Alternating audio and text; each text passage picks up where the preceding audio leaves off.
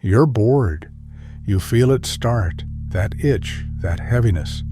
And without even thinking, your hand moves. It finds your phone.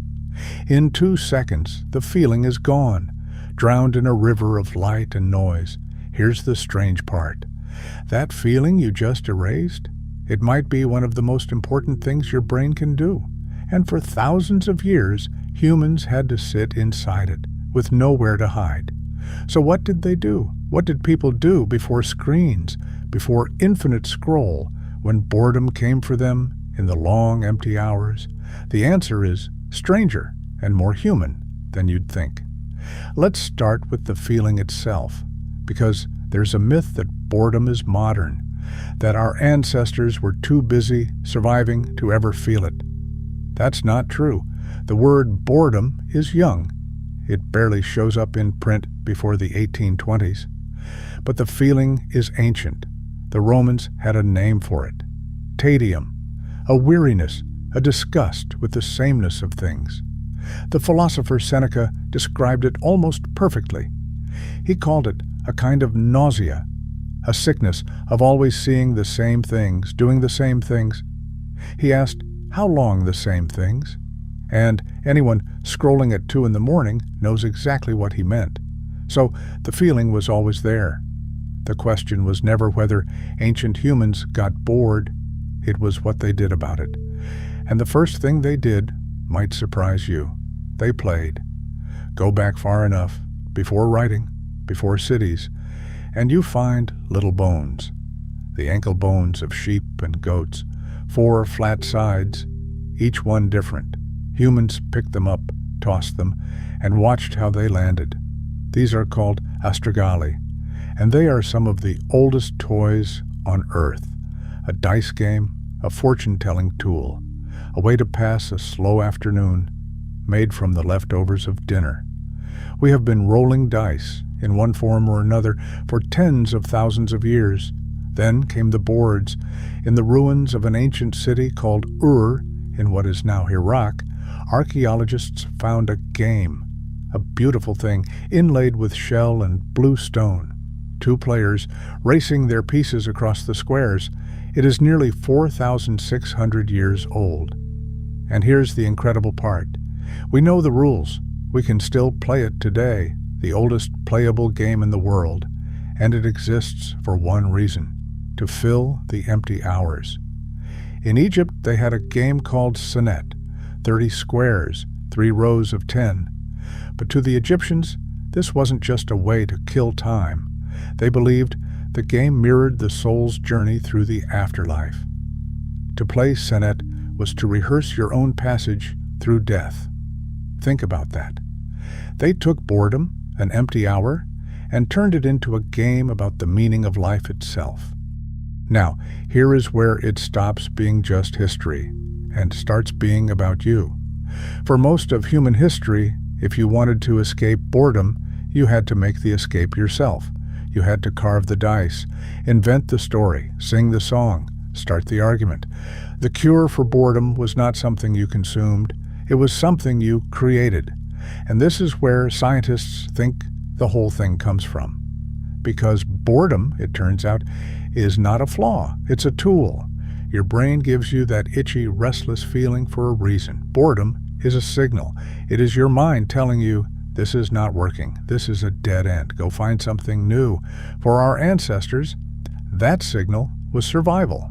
A creature that was perfectly content to sit in one spot, doing the same thing forever, would never explore, never find the next valley, the next idea, the next tool.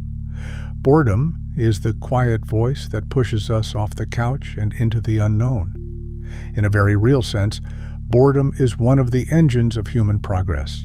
The restlessness that built the games, the myths, the songs, and eventually everything else. The empty hour was not wasted. It was where invention was born. Rome understood this on a massive scale.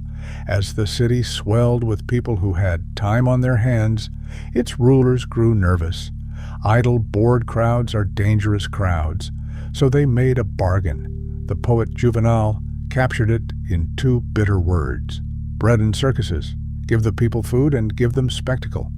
gladiators, chariot races, blood and noise on a scale we can barely imagine, an entire empire in part, managing the boredom of its citizens, because they knew that a bored population, left alone, would eventually go looking for something to do, and it might not be something the emperor liked. Down in the taverns, the smoky little wine bars packed into every street, the cure was simpler. Dice rattled across worn wooden tables, laid into the night. Rich and poor hunched over the same games. Archaeologists have even found loaded dice, weighted to cheat. Proof that some things about human nature never ever change. They gambled, they gossiped, they scratched jokes and insults into the walls. Graffiti we can still read today. The empty hours were filled with each other. And that's the thread running through all of it. For thousands of years, the answer to boredom was to make something, or to be with someone. A game, a story, a bet, a conversation by candlelight. Boredom pushed people outward, toward creation, toward company, which brings us back to you and that phone in your hand. Because something has quietly changed. For the first time in human history, we have made boredom optional. The empty hour is gone. The moment it appears, we can vanish it instantly with a glowing rectangle that never runs out. And that sounds like a victory.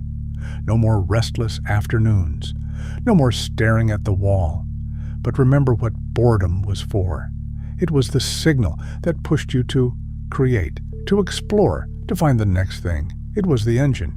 And now we smother it the second it sparks, before it can do its work. Your ancestors couldn't escape the empty hour, so they filled it with games that lasted 5,000 years, with stories that became myths, with the whole restless invention of being human.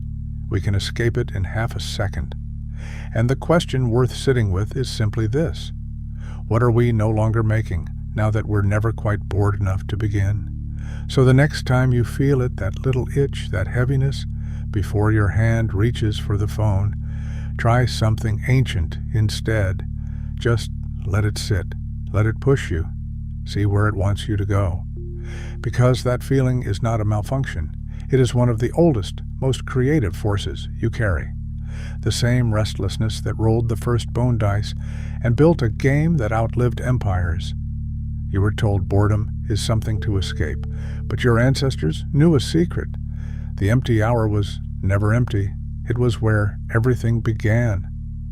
If this changed the way you see something you feel every single day, I have more like it.